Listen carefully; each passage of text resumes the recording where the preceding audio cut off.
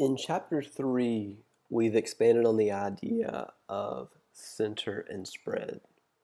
We've talked about how you use the mean as the center and the standard deviation as the spread or variability of a symmetric distribution. Next, we want to take these two ideas of mean and standard deviation and apply them in a meaningful way with the empirical rule. The empirical rule is a rough guideline that helps us understand how that standard deviation we've seen measures variability. And keep in mind that it is a rough guideline. It's not exact. These are estimates.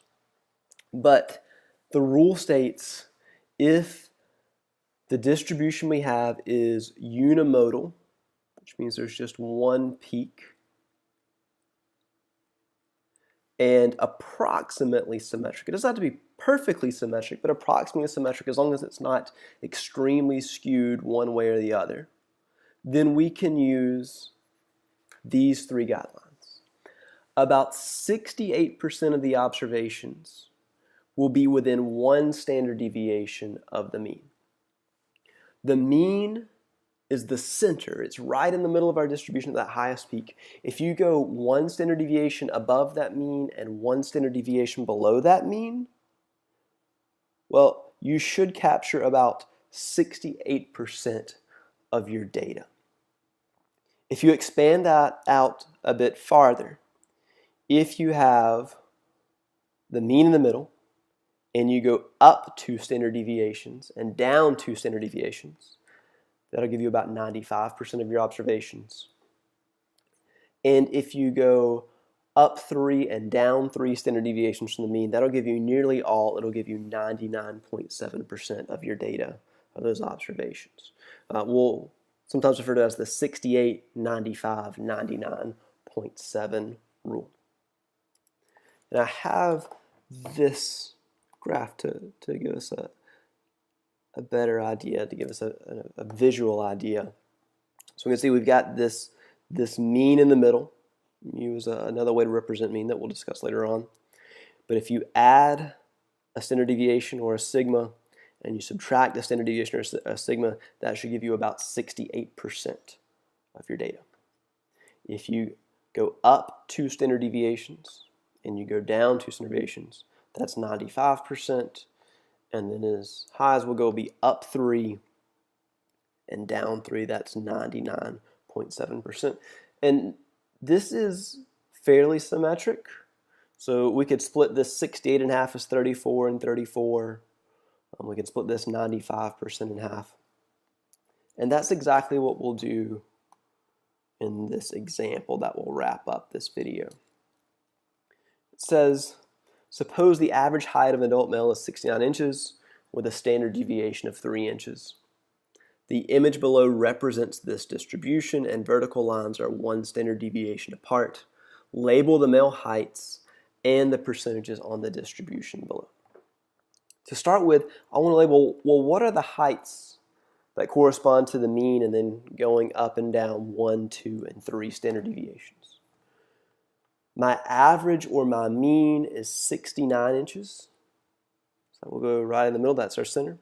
And because the standard deviation is 3, if I go up 1 standard deviation, which this line is, that would be 72 inches, just add 3. The next line would be 75, just add another 3. And this last marker would be 78. To get these on the left-hand side, I'll just subtract 3. This would be 66 inches tall. This would be 63 inches tall. And this last marker would be 60 inches tall. So these are the male heights. What we can do next is fill in the corresponding percentages.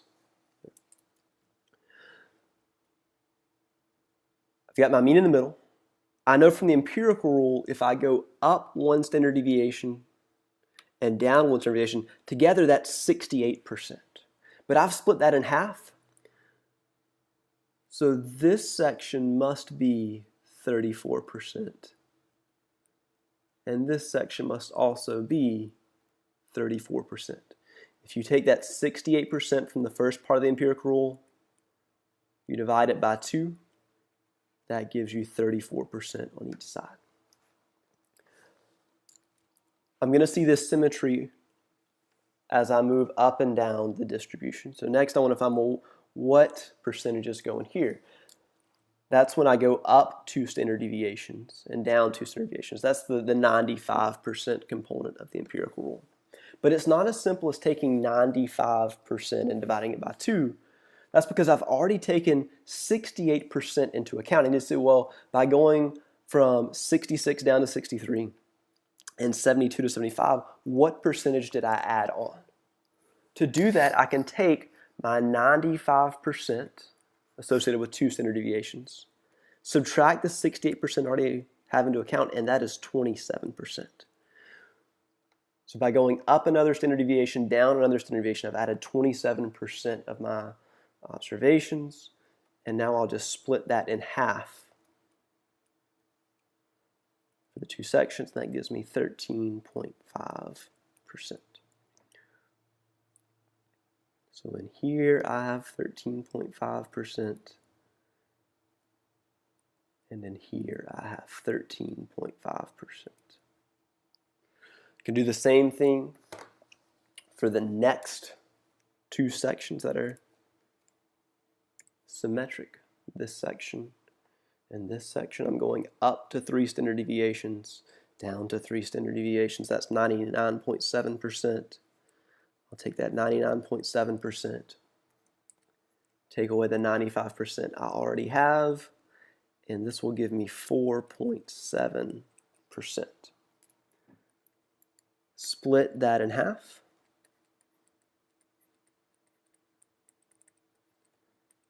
That is 2.35%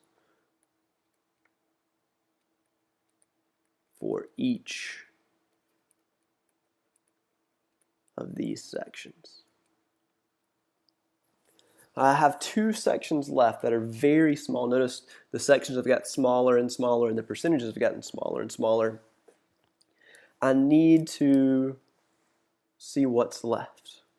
Well, this distribution takes into account 100% of men's heights. 78 inches is pretty tall at 6'6", but there are men who are taller than 6'6", and there are men who are shorter than 60 inches. To find those remaining parts, we'll take into account 100% of men, subtract the 99.7% we've already discussed. This is 0.3%, which when you divide that in 2, you get 0.15%.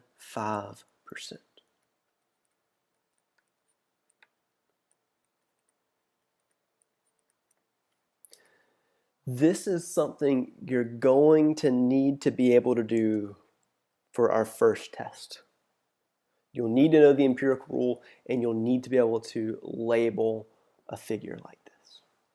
Now, because I have this figure labeled, I can answer these 3 questions about percentages of men between certain heights.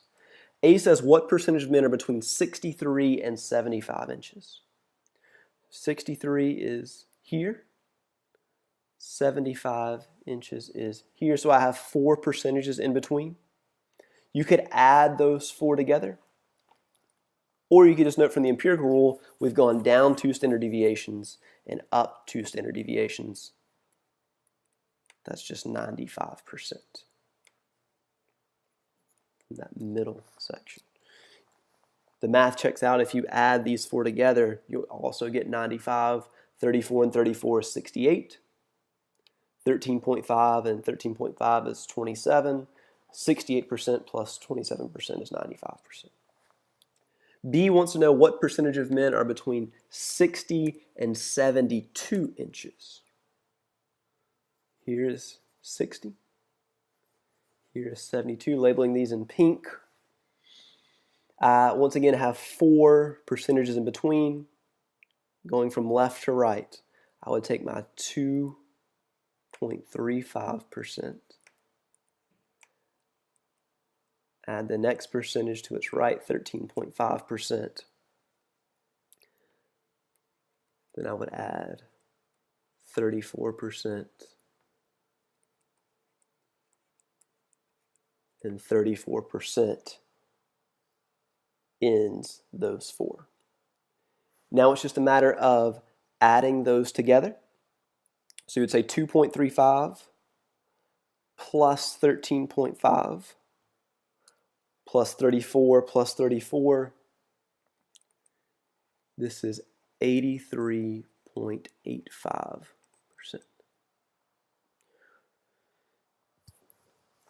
So we can say about 84% of men are between 60 inches and 72 inches tall. 60 inches is 5 foot, and 72 inches is 6 foot. Final question. We want to know what percentage of men have a height greater than 75. Here's 75. Greater that implies 76, 77, 78, 79, all the way up the distribution. There are only two sections above that. 2.35% plus 0.15%, and that gives me 2.5%. I can say about 2.5% of men are taller than 75 inches, which is 6'3".